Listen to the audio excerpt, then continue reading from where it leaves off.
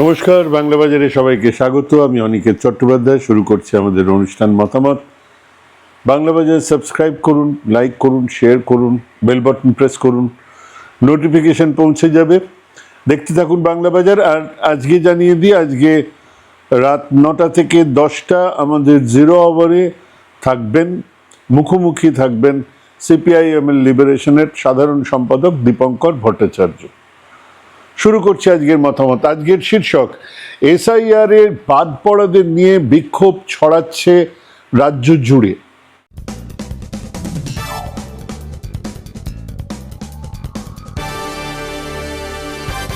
এভাবেই স্বৈরাচার চেপে বসে, এভাবেই তাদের দাঁত নখ বার করে তাদের আসল চেহারা দেখায় ফ্যাসিস্টরা। এভাবেই ধীরে ধীরে গণতান্ত্রিক অধিকারগুলো একটার পর একটা ছিনিয়ে নেওয়া হয়। হ্যাঁ, আমরা সেই প্রথম দিন থেকে বলে আসছিলাম এই বাংলা বাজারে, এই এসআইআর আসলে ভোট তালিকাকে নির্ভুল করার জন্য নয়। আসলে এটা এক এক্সক্লুশন প্রসেস, বাদ দেবার একটা প্রক্রিয়া। খেয়াল করুন, বাদ পড়েছে বেশি বেশি করে মহিলাদের নাম। কেন? যদি কিছু ভোট কমে মমতার। নির্লজ্জের মতন বাদ দেওয়া হচ্ছে সংখ্যালঘুদের নাম। কেন? কারণ ওই একই, যদি কিছু নাম বাদ দিলে মমতাকে হারানো যায়। নানান রকমের কায়দা কানুন করে আসলে ভোটার তালিকাকে ছাঁটা ছিল শুরু থেকেই লক্ষ্য। আর যখন একজন বিচারক বা একজন নির্বাচন কমিশনার বলেন যে 7 তারিখে যেখানে এসে দাঁড়াবে সেখানেই এই ভোটার তালিকা, মানে ততদিনে যত বিচারাধীনের বিচার হলো বা না হলো, তাদের আপিল শোনা হলো বা না হলো, সেখানেই ভোটার তালিকাকে ফ্রিজ করা হবে। হ্যাঁ, তারা এবারে আর ভোট দিতে পারবেন না। তাতে কি, তার ভোটাধিকার তো চলে যাচ্ছে না? আগামীবারে আবার ভোট দেবে। হ্যাঁ, অনায়াসে এ সমস্ত কথাগুলো বলছেন বিচারপতি, সাংবিধানিক প্রতিষ্ঠানের প্রধান। কিন্তু মানুষ, এখনো পর্যন্ত 49 লক্ষ মানুষের বিচার হয়েছে, সেখানেও 17-18 লক্ষ মানুষের নাম বাদ গেছে। হচ্ছেটা কি? এরপরেও মানুষ চুপ করে বসে থাকবে? বহু নাম বাদ গেছে কেন? কিসের জন্য? কোন কারণে? এই ক্ষোভ জানাতে উত্তেজিত মানুষজন বুধবার বিকেল 4টে থেকে গতকাল মোথাবাড়ি বিধানসভার কালিয়াচক 2 বিডিও অফিসে 3 জন মহিলা সমেত 7 জন জুডিশিয়াল অফিসারকে আটকে রেখেছিলেন। ঘরের মধ্যে থাকুন, আমরা প্রতিবাদ করছি। শান্তিপূর্ণ প্রতিবাদের সাধারণ তালিকা। বিডিও অফিসের 2টো গেট আটকে রাত পর্যন্ত চলেছে এই বিক্ষোভ। সামনের সারিতে ছিলেন মহিলারা। রাত 12:30টার সময় কেন্দ্রীয় বাহিনী এসে ঘেরাও মুক্ত করে এদেরকে। কিন্তু কেন্দ্রীয় বাহিনী বিক্ষোভকারীদের সরিয়ে বিচারকদের বের করে নিয়ে যাওয়ার সময় গাড়ির ধাক্কায় জখম হন কয়েকজন। তাদের মধ্যে 2 জনের অবস্থা নাকি গুরুতর।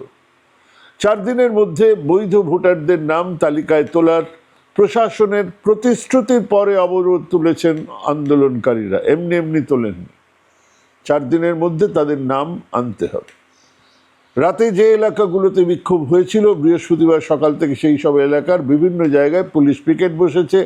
12 নম্বর জাতীয় সড়ক এবং মালদা মোথাবাড়ি রাজ্য সড়কের বিভিন্ন জায়গায় বসেছে পুলিশ পিকেট। সকাল থেকে এলাকায় পুলিশের উপস্থিতি রয়েছে চোখে পড়ার মতন, যেন যুদ্ধ চলছে। কিন্তু তার মধ্যে আবার বিক্ষোভ শুরু হয়েছে। সকাল থেকে আবার নতুন করে বিক্ষোভ শুরু হয়েছে মালদায়। এবার পুরাতন যে ওল্ড মালদা ব্লকের মঙ্গলবাড়ি এলাকাতে রাতে কয়েক ঘন্টার জন্য অবরোধ তুলে নেওয়া হয়েছিল। ফের অবরুদ্ধ হলো 12 নম্বর জাতীয় সড়ক। রাস্তায় টায়ার জ্বালিয়ে আগুন ধরিয়ে দেওয়া হয়েছে, বাঁশ দিয়ে ব্যারিকেড করে আটকে দেওয়া হয়েছে রাস্তা। অবরোধের জায়গায় মোতায়েন চলে গেছে মালদা থানার পুলিশ, মোতায়েন আছে কেন্দ্রীয় বাহিনীর জওয়ানরা। চলছে বিভিন্ন জায়গায় ছড়াচ্ছে। এটা কিন্তু শুরুয়াত। যদি না জানেন তাহলে জেনে নিন, প্রতিবাদ হলো পৃথিবীর সবচেয়ে ছোঁয়াচে রোগ। হ্যাঁ, প্রতিবাদ হলো পৃথিবীর সবচেয়ে ছোঁয়াচে রোগ। সারা রাজ্যে ক্ষোভ আছে, এটা সামান্য ফুলকি। সমস্যার সমাধান না করে সিআরপিএফ আর পুলিশ দিয়ে এই ক্ষোভকে আটকানোর চেষ্টা হলে তা আরও বাড়বে। আর এটাও মাথায় রাখুন, মানুষের এখনও বিশ্বাস আছে, কিছুটা হলেও বিশ্বাস আছে বিচার ব্যবস্থার ওপরে। সেই বিশ্বাস টলে গেলে মানুষের ক্ষোভকে লাগাম দেওয়া যায় না। সাম্প্রতিক ইতিহাসে বাংলাদেশ বা নেপাল সেটা বুঝিয়ে দিয়েছে। 23 এপ্রিল 29 এপ্রিল কারা ভোট দিতে পারবেন, কারা পারবেন না, তা এখনো কি আমরা জানি? আজকে কত তারিখ? এখনো কি আমরা জানি? না।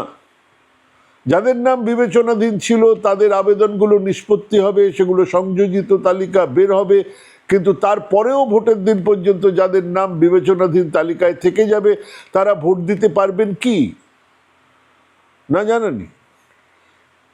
অদ্ভুত ব্যাপারে কোনোদিন হয়নি। এই না নিষ্পত্তি হওয়া মানুষজনেরা কি নাগরিক নয়? এই নাম কেটে যাওয়া মানুষরা কি নাগরিক নয়? নির্বাচন কমিশনের শর্ত মেনেই তো এনারা নাগরিক, কারণ এনাদের নিজেদের নাম বা বাবা মায়ের নাম তো 2002 তালিকাতে আছে। সেই পবিত্র তালিকা যাতে নাম থাকলেই নির্বাচন কমিশন ধরে নিচ্ছে যে তারা সবাই নাগরিক। এনাদের তো নাম আছে, হ্যাঁ, লজিক্যাল ডিসক্রিপেন্সি তালিকাতে আছে, তার আবেদনের নিষ্পত্তি হয়নি, খারিজ হয়েছে কি না তাও তো নয়। ওনারা ডিলিটেড নয়। তাহলে মনে আছে আসাম অ্যাকর্ড হয়েছিল, প্যান্ডোরার বাক্স কি রাজীব গান্ধী একটা খুলেছেন? তো সেখানে নাগরিকত্ব যাচাই করা হয়েছিল। 1983 IMDT আইন, 2019 NRC রিপোর্ট, এই সমস্ত পর্যন্ত সময় লেগেছে 34 বছর। তার মধ্যে সরকার বদলে গেছে 4 বার। তারপরেও ফলাফল নিয়ে আসামে ব্যাপক অসন্তোষ রয়ে গেছে, এখনো সেই লিস্ট নেই। NRC রিপোর্ট আসার পরে সেটাকে তাকে তুলে রাখা হয়েছিল। কেন? কারণ সেখানে সংখ্যালঘুদের চেয়ে অনেক বেশি নাম ছিল সংখ্যাগুরু হিন্দুদের। সেই একই কাজ অনেক বড় রাজ্য পশ্চিমবঙ্গে সম্পন্ন করার চেষ্টা হলো কতদিনে? 3 মাসে। 30 বছরে যা হয়নি। 85-তে সেই অ্যাকর্ডের পর থেকে 85 থেকে আজ পর্যন্ত যা হয়নি সেটা 3 মাসে করার চেষ্টা হলো। হ্যাঁ, আর এই তাড়াহুড়োর ফল পিতৃ পরিচয়, জন্মস্থান, বাসস্থান, এই নথির সাহায্যে সবাইকে ভোটারের ম্যাপিং করার পরে দেখা গেল অনেকের ক্ষেত্রে লজিক্যাল ডিসক্রিপেন্সি, যুক্তিগত অসঙ্গতি রয়েছে। নির্বাচন কমিশন সূত্র থেকে শোনা গেল 20-25 কি আরো বেশি ভোটার নাকি একই পিতার সন্তান বলে দাবি করেছেন। পরে যখন কয়েক কোটি ভোটদাতার শুনানির পরে 60 লক্ষের মতন ভোটারের নাম বিবেচনাধীন বলে ঘোষণা করা হলো, দেখা গেল বেশিরভাগ ক্ষেত্রেই অসঙ্গতির কারণ একই ভোটারের বিভিন্ন নথিতে নিজের নাম বা বাবার নাম বা পুরো সংক্ষিপ্ত রূপ, একাধিক বানান, মুখার্জিয়া, মুখোপাধ্যায়, ঠিকানা ভুল, নামের আগে সম্বোধনে ভুল, বহু জায়গাতে লিঙ্গ ভুল, নামের মধ্যিখানে ওই যে ব্রজেন্দ্রনাথ নাথ নেই সেখানে ভুল, বিয়ের পরে পদবি পরিবর্তনে ভুল, স্বামী হিন্দু স্ত্রী মুসলমান, সেটাকেও অসঙ্গতি বলে মনে হয়েছে নির্বাচন কমিশনের। আর এই সমস্ত অসঙ্গতি এখন সুপ্রিম কোর্টের নির্দেশে জেলা আদালতের প্রায় 600 বিচারপতি খুঁটিয়ে দেখে সিদ্ধান্ত নেওয়ার চেষ্টা করছেন। 49 লক্ষের নিষ্পত্তি হয়েছে লক্ষ্য, কিন্তু সেখানেও 18 লক্ষ মানুষের নাম বাদ। এবারে যদি ধরুন পুরোটা হয়ে যায়, নির্বাচন কমিশন বলছে 7 এপ্রিলের মধ্যে নাকি পুরোটা হয়ে যাবে, তাহলেও তো পড়ে থাকবে 22 লক্ষের মতন ওই নিষ্পত্তি না হওয়া নাম। 22 লক্ষ নাগরিককে বাদ দিয়ে নির্বাচন হবে। তার জন্য আবার ট্রাইব্যুনাল হয়েছে। এখনো যারা কাজ করছেন না বা পুরোপুরি কাজ শুরু করে উঠতে পারেননি, তারা 7 তারিখের মধ্যে নিষ্পত্তি করতে পারবেন। এই জিতটা কেন এই 3 মাসের মধ্যে এই সব কিছু করে ফেলতে হবে, এটা এখন মানুষ বুঝেছে। তাই যত দিন এগিয়ে আসছে ক্ষোভ ছড়াচ্ছে। কেন? একটা ভোটার তালিকাতে নাম না থাকা নিয়ে এত ক্ষোভ কেন? কারণ ওই নির্বাচন কমিশনার জ্ঞানেশ কুমার, কারণ আমাদের রাজ্যের বিরোধী দলনেতা শুভেন্দু অধিকারী, এনারাই এই ভোটার তালিকার সঙ্গে দুটো শব্দকে জুড়ে দিয়েছেন, আষ্টে পৃষ্ঠে জুড়ে দিয়েছেন। মানে এটা কেবল একটা ভোটার লিস্ট নয় যা দেখে আপনি গণতন্ত্রের বৃহত্তম উৎসবে এই দেখো আমি কিরকম ভোট দিলাম বলে সেলফি তুলে ফেসবুকে পোস্ট করবেন না। এটা কেবল তাই নয়, এর সঙ্গে জুড়ে আছে 1 নাগরিকত্ব, 2 ঘুষপেটিয়া। মানে জ্ঞানেশ কুমার বলেছেন যে এই তালিকাতে কেবল নাগরিকদের নাম থাকবে। নাগরিক মানে লক্ষ্মীর ভাণ্ডার, কৃষক বন্ধু, যুবশ্রী, স্বাস্থ্যসাথী। অন্যদিকে শুভেন্দু বলেছেন তালিকা থেকে যারা বাদ পড়ছেন তারা হলেন বদ রক্ত। কতটা অসভ্য হলে এরকম ধরনের কথা বলা যায়? তারা হলেন সব ঘুষপেটিয়া। 2002-তে তাদের নাম আছে, 2002-তে তাদের বাবা মায়ের নাম আছে, তারা সব ঘুষপেটিয়া। অতএব তালিকাতে নাম নেই মানে আপনি নাগরিক নন, আপনি ঘুষপেটিয়া। হ্যাঁ, এই আতঙ্কে ফলিডল খাচ্ছে মানুষ, মারা যাচ্ছে মানুষ, আর মারা যেতে যেতে একেবারে পিঠ থেকে যাবার পরে বাকিরা রুখে দাঁড়াচ্ছে।